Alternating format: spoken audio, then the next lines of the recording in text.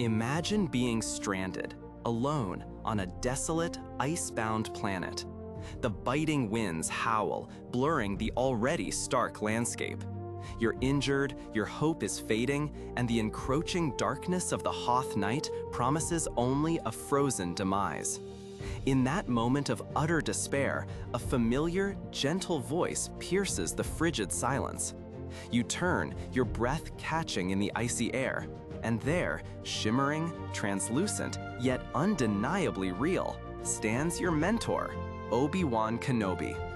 His form is not solid, but seems woven from light and memory, a spectral beacon against the stark white expanse.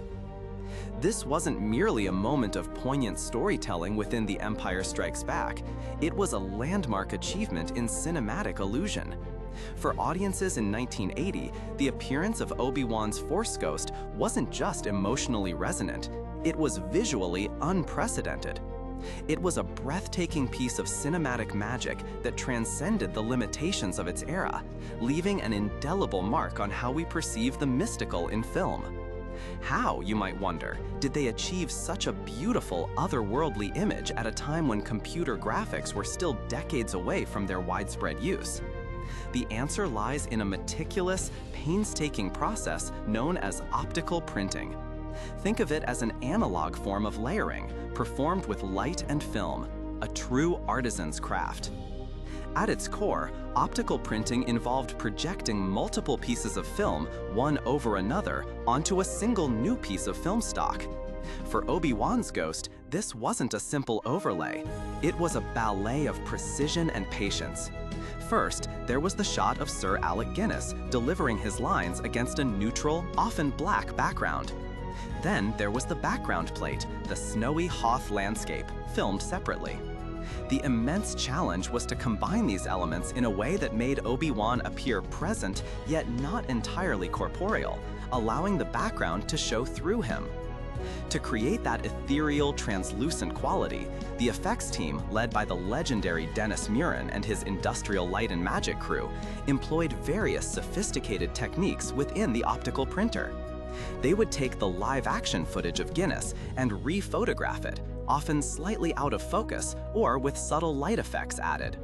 Crucially, they would manipulate the exposure. Instead of simply exposing a solid image, they would underexpose the foreground elements, creating a faint, see-through quality. Then they would re-expose that same film with the background plate, allowing the light from the background to register through the previously underexposed areas of the foreground. Sometimes a process called bypacking was used, where two films would be run through the printer together, one on top of the other, allowing light to bleed through. To get the shimmering effect, they might have subtly varied the exposure or registration during the printing process for each frame, creating that subtle flicker, that sense of a being not fully anchored in our reality. This wasn't about erasing parts of the image, but about allowing the background to show through the foreground in a controlled, beautiful way. It was a delicate balance of overexposure and underexposure, of precise masking and re-exposing specific areas of the film, all done frame by painstaking frame. Every second of screen time required hours, sometimes days, of dedicated work from these talented technicians. The result was not just a faded figure, but a luminous, almost glowing entity, perfectly integrated into the environment, yet clearly distinct from it. The subtle bleed of light around his form, the way the snow seemed to twinkle through him, all contributed to an effect that felt less like a trick and more like a window into a higher plane of existence.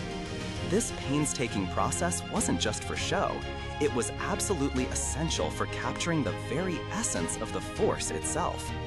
The Force in Star Wars is not merely a power, it's a mystical energy field that binds the galaxy together, a spiritual dimension. For its manifestations to be portrayed as solid earthly beings would have diminished its profound otherworldly nature. Obi-Wan's translucent, shimmering form perfectly conveyed that he was no longer bound by the physical world, but had become one with the cosmic energy of the Force itself. He was a presence, a guide, a whisper from the beyond, rather than a mere corporeal ghost.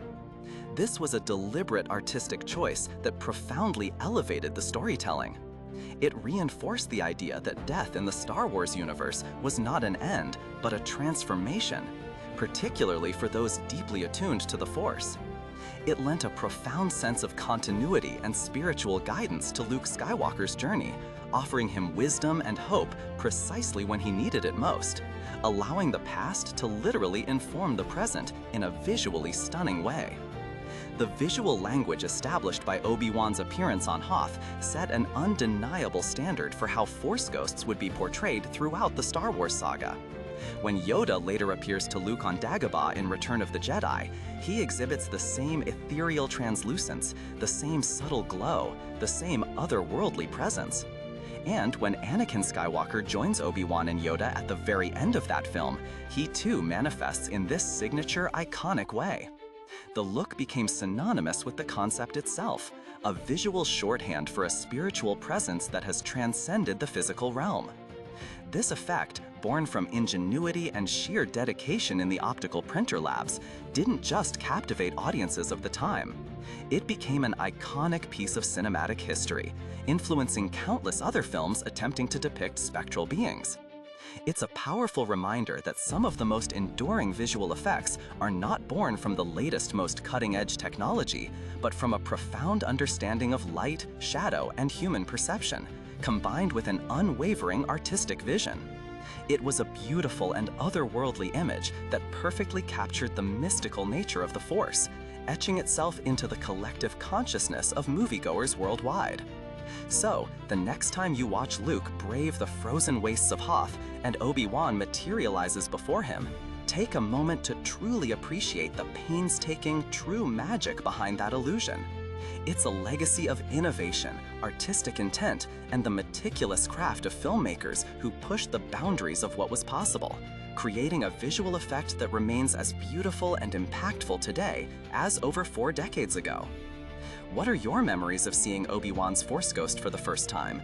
Did it resonate with you emotionally, or did the visual effect simply astound you? I'd love to hear your thoughts in the comments below. And if you enjoyed this journey into the magic of filmmaking, please consider subscribing or following for more stories from the fascinating intersection of art and technology. Until next time, may the Force be with you.